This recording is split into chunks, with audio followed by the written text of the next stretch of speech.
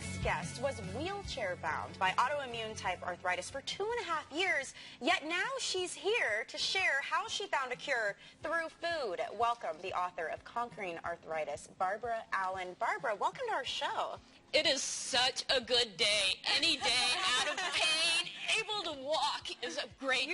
You're moving, you're feeling good, so clearly you're okay now. But let's talk about this, because you were only 25 when you were diagnosed with arthritis. At a young age. What was the trigger? What was going through your head? I mean, what happened? My trigger is I went on vacation and I ate food that had Shigella. It's a bacteria. I got bacterial dysentery, and that triggered it. That started the autoimmune reaction in my body.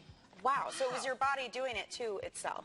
Yeah, exactly. Essentially. Yes. So let's talk about then, you're in a lot of pain, right? Mm-hmm. I mean, this is what it consists of. Yeah. Soon you lost your mobility. But why didn't the doctors know how to treat you? Where was the lapse here? The disconnect is what doctors are taught is how to treat symptoms, how to suppress your symptoms. Okay. So that's all they were doing. And because I had something called delayed food and chemical sensitivities, they weren't even getting at the cause, so the drugs didn't work very well for me. So what about the treatment for the infection, though?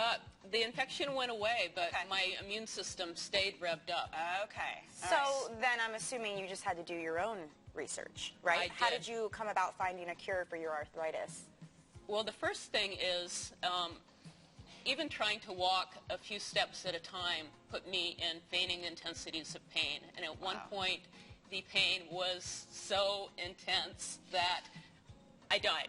I didn't just see the light at the end of the tunnel. I merged with it. Really? Yeah. Wow. And at that point, I mean, it was the most amazing experience of total love and light. Really? I didn't want to go back. But then I was told I had to go back. Okay. And that there was a cure for my arthritis. So my doctors were telling me there was nothing more that could be done for me, but I knew that wasn't right. Okay. So at that point, I mean, you have to be your own advocate. You do.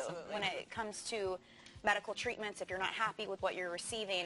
But it's funny because we were looking at some of the outrageous claims you came across, because doing your own research is one thing, but deciding what's valid and what's not is another. We're talking treatments like burial in horse manure, taking cocaine. Yeah. Well, and that's that's sitting what happens. in uranium mines. Yeah, is when people who are in intense pain that traditional modern medicine can't help, you're victim to a lot of these types of things.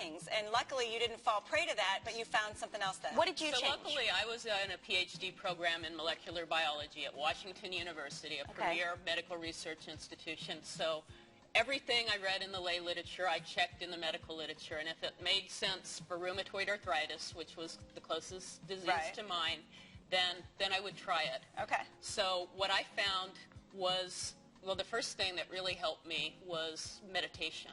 Okay. So deep-seated fear and anger. And you say that's one of the first of 3 underlying causes of arthritis, that fear and anger. Okay. So doctors, it's not in their training. They're not going to tell you that anger is really hot, and when it goes inward, that's inflammation, like really painful inflammation. Yeah. And it sounds kind of crazy unless you've had it released through meditation. But then it just becomes these waves of pleasure that are empowering. So do you still meditate on a regular basis? Every day. Okay. So you also say there are food and chemical triggers. That's another underlying cause of arthritis. For you, what were your triggers?